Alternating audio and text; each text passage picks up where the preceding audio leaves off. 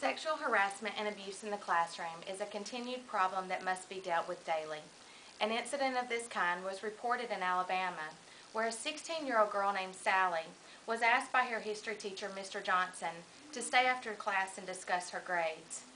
After the class left the room, Mr. Johnson shut the door and came toward Sally and began saying flirty and inappropriate things to her.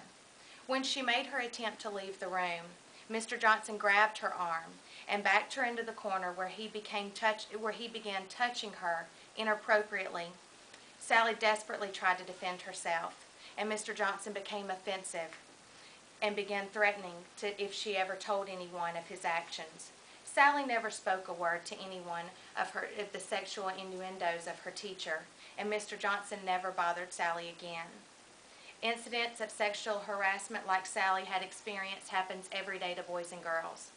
Today I will be speaking on the two different types of sexual harassment that you need to know about, and also how to educate teachers on reporting abuse and how to prevent incidences in the classroom. To begin, there are two types of sexual harassment, which are quid pro quo sexual harassment and hostile environment sexual harassment. Quid pro quo sexual harassment consists of something received or withheld in exchange for sexual favors, such as a student's grades. Some examples of quid pro quo sexual harassment would be a teacher offering a student an A, or a coach providing more playing time to an athlete if that student would have sexual intercourse with him or her. The other type of sexual harassment is hostile environment sexual harassment. Hostile environment, on the other hand, occurs when a school environment is so offensive or hostile that it interferes with the student's ability to learn.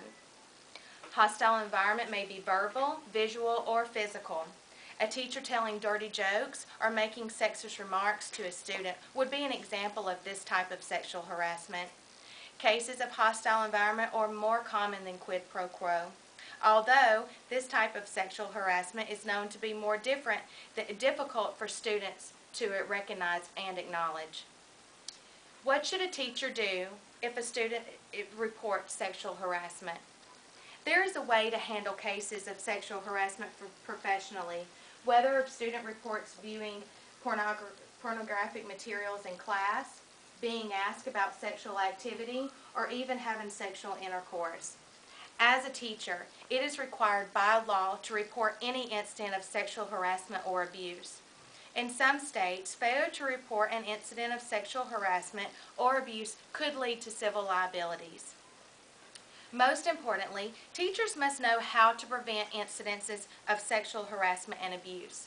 The self-esteem and confidence of any sexual harassment victim is in jeopardy if a prevention plan is not acted upon by a teacher.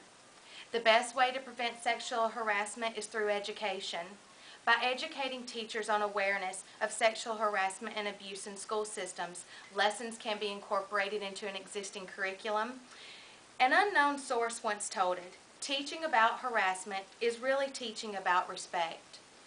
In conclusion, I would like to remind you of my purpose here today, which was to inform you of the sexual harassment in classroom.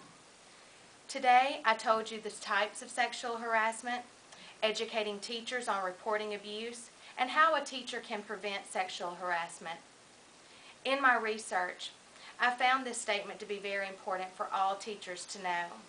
As educational leaders, we must set forth a goal of eradicating sexual harassment in schools and creating an environment that respects the dignity, individuality, and the worth of every person in the school.